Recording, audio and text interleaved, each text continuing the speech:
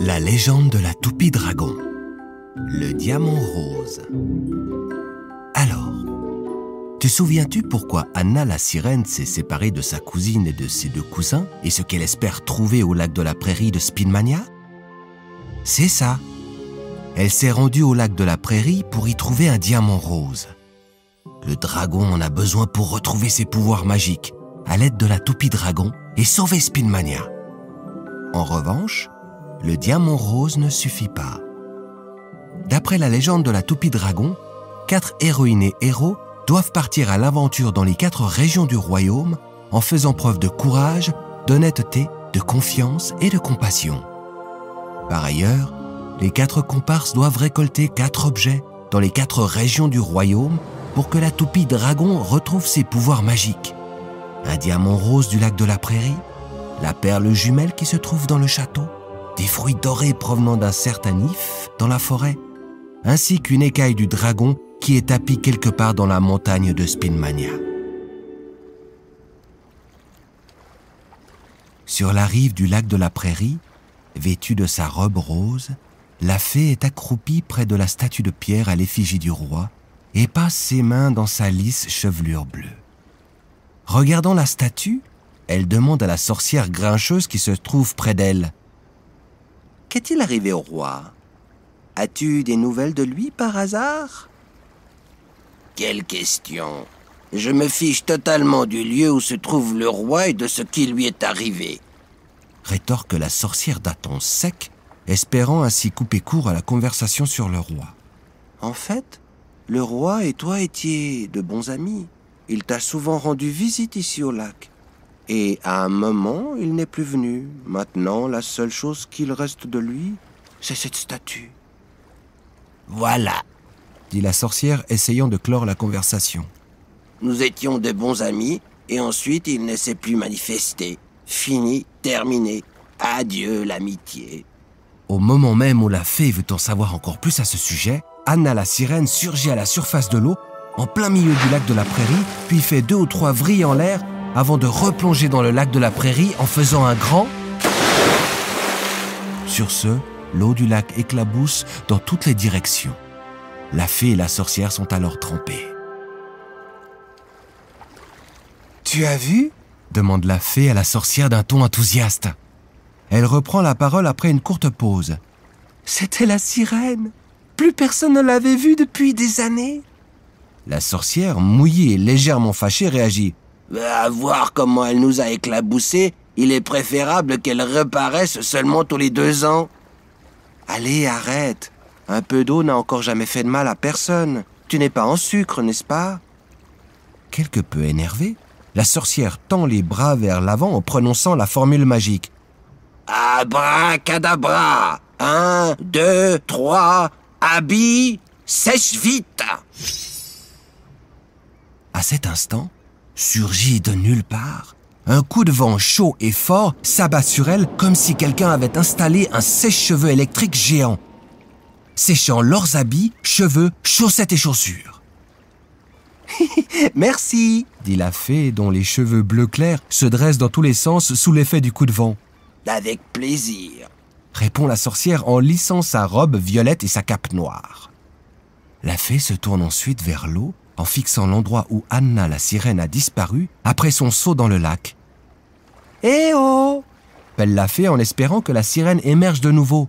Après un bref instant, elle appelle de nouveau. « Eh oh, sirène !»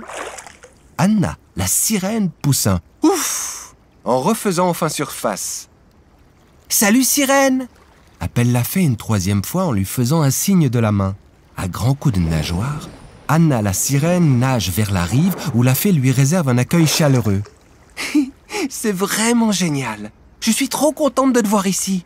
Personne n'a plus vu de sirène ici depuis des années. Mais d'où arrives-tu ? Oh, peu importe après tout. Dans tous les cas, c'est un plaisir de te voir. » Les mots chaleureux de la fée enchantent Anna la sirène qui va droit au but. Vous connaissez sûrement le lac de la prairie comme votre poche et pouvez peut-être m'aider ? T'aider ? Interroge la fée en souriant tandis que la sorcière se contente de suivre la conversation d'un air méfiant et furieux. Bien sûr que nous connaissons les lieux. et sommes prêts à fournir notre aide. Mais en quoi pouvons-nous t'aider? Je suis à la recherche d'un diamant rose dont nous avons besoin pour sauver Spinmania, déclare sans embâche Anna la sirène. Mais en disant ces mots, elle observe la sorcière qui plisse les yeux avec fureur, le regard sombre. Sauver Spinmania? Mais pourquoi veux-tu donc sauver Spinmania? Demande la sorcière d'un ton méfiant. Sur ce, la sirène réfléchit un court instant. Eh bien, parce qu'un mauvais sort a été jeté sur Spinmania. Et ma cousine, mes cousins et moi-même voulons aider le petit fantôme dans son plan pour redonner à Spinmania son âme d'antan. À peine Anna la sirène a-t-elle prononcé ces paroles que le doute l'envahit. Et elle se demande si elle doit vraiment parler du petit fantôme et de son plan. En fait, à Spinmania, certains ne veulent pas voir le mauvais sort disparaître. Et vu à quel point la sorcière est méfiante et grincheuse, elle serait capable de faire échouer le plan échafaudé par le petit fantôme.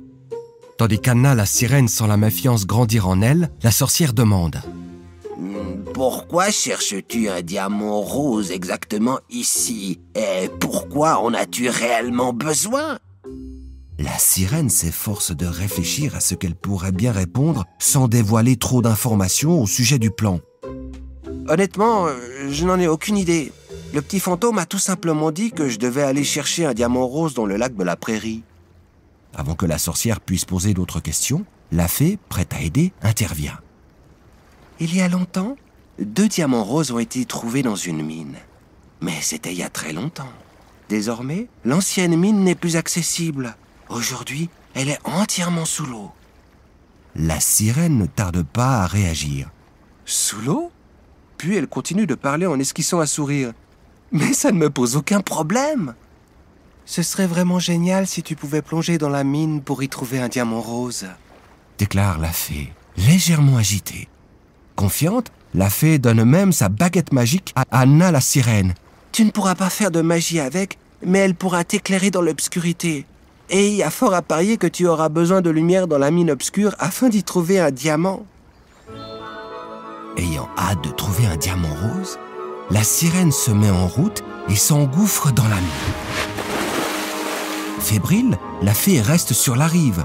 Seule la sorcière fait la tête et s'adresse à la fée d'un ton légèrement agacé. Tu es une fois de plus trop gentille. Nous ne savons même pas qui a envoyé cette sirène. Qui sait, peut-être qu'elle va maintenant dérober ta baguette magique pour la remettre à la méchante lutine. Et la méchante lutine a peut-être l'intention d'asseoir encore plus son pouvoir avec un diamant rose pour ensuite nous dominer tous. De toute façon, tu es trop gentille et naïve. Gentille? Rétorque la fée à la sorcière. Depuis quand la gentillesse et l'obligeance sont-elles néfastes? En plus, je ne suis pas naïve, mais je crois tout simplement à la bonté qui est en chacun de nous. Les heures défilent avant que la sirène finisse enfin par réapparaître sur la rive. « Alors ?» interroge la fée excitée. « As-tu trouvé un diamant rose ?»« Non » répond la sirène dépitée.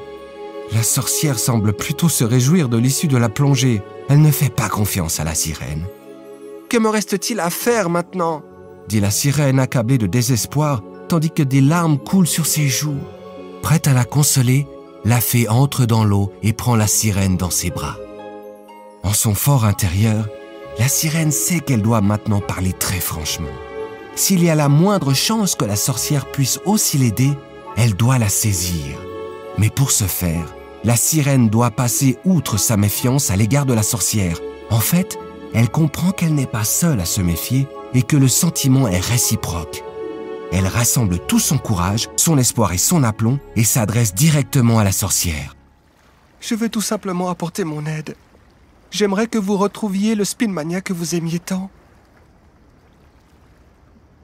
La sirène dévoile en sanglotant le plan de sauvetage de Spinmania. « Ma cousine, mes 2 cousins et moi-même donnons un coup de main au petit fantôme pour qu'il puisse aider le dragon à réactiver la toupie dragon et à retrouver ses pouvoirs magiques. Mais sans le diamant rose, c'est peine perdue. » Sur ces paroles, la sorcière commence elle aussi à avoir davantage confiance en la sirène et demande Sais-tu, en fait, à quoi peut servir un diamant rose?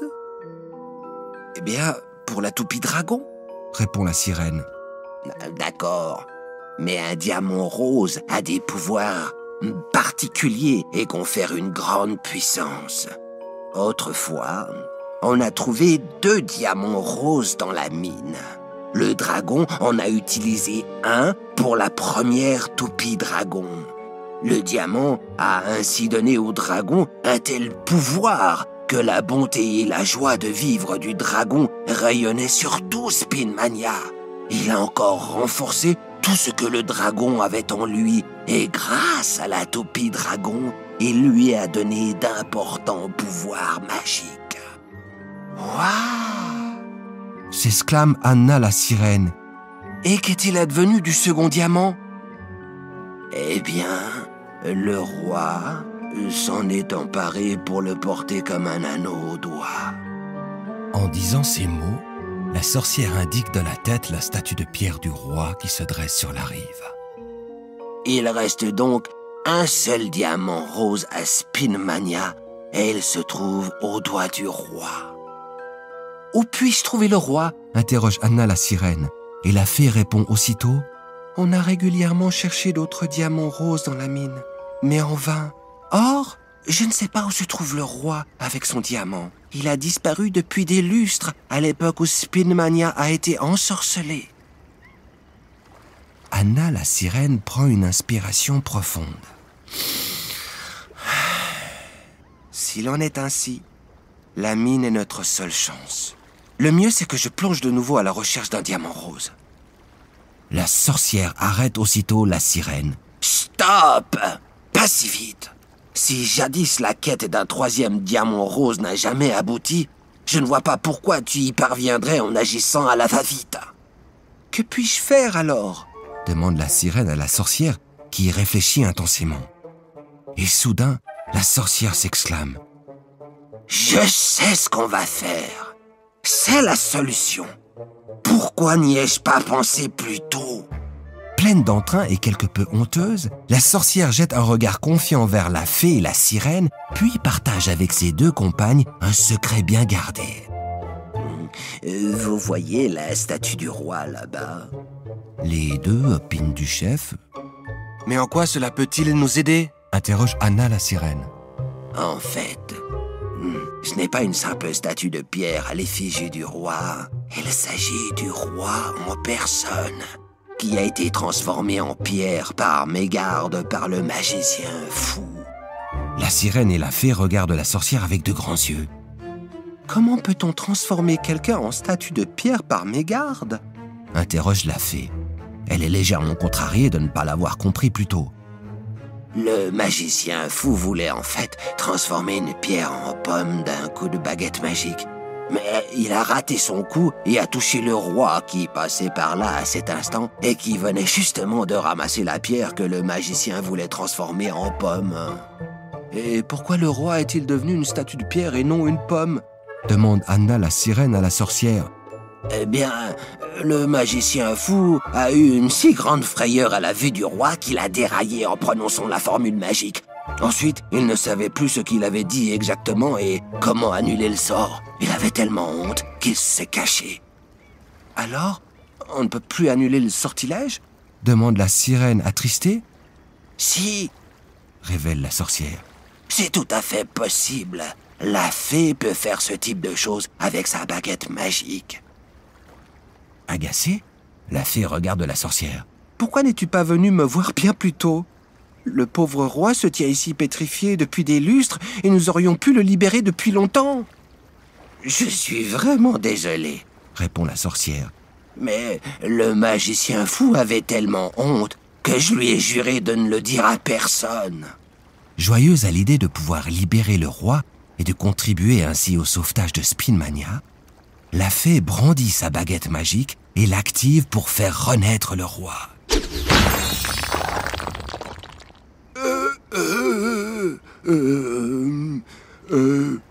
Où suis-je? Bafouille le roi tout étonné. Votre Majesté, dit la fée au roi, se trouve au lac de la Prairie. Sur ce, la fée, la sirène et la sorcière expliquent au roi ce qu'il en est de Spinmania et que son anneau est nécessaire pour le sauvetage. Voici, dit le roi en ôtant l'anneau de son doigt pour le remettre à la sirène.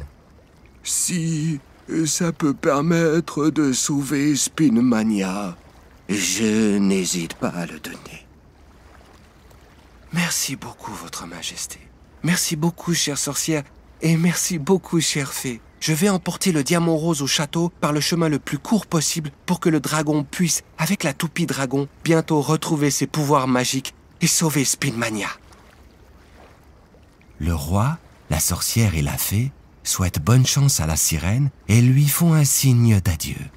Tous les trois, ils partent à la recherche du magicien fou qui, par honte, n'est plus jamais sorti de sa cachette. Au comble de la joie, la sirène plonge pour ensuite réapparaître dans la fontaine située dans la cour du château. Dans son aventure, Anna la sirène a eu le courage de demander de l'aide à la sorcière pour obtenir le diamant rose. Un grand pas a ainsi été franchi vers le sauvetage imminent de Spinmania par la magie de la toupie dragon. Pour connaître les aventures d'Andrine le chevalier dans les montagnes et de Luca le bouffon dans la forêt de Spinmania, rendez-vous aux prochains épisodes. Vous y découvrirez également l'aventure de Céline la princesse dans le château.